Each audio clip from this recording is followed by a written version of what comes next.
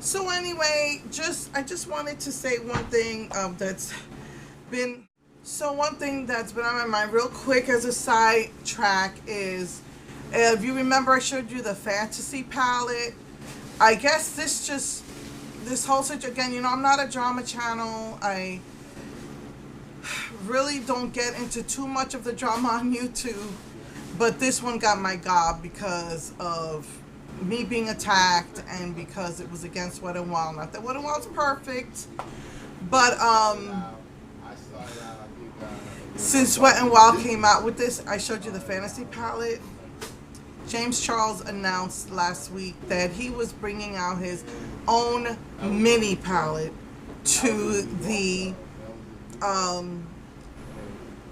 to his palette, his 39 palette. It's the same James Charles palette, but it's a mini one. So basically it's the same thing as the fantasy palette. The only difference is that James Charles has a mirror on it, and it's $26, whereas the fantasy palette without the mirror is 14, maybe 17, depending on where you get it from. So that just really got my goal. And that's the last thing I'm going to say on the subject, but he was all excited about his new mini palette, and the fantasy palette's been around for at least a year, so whatever.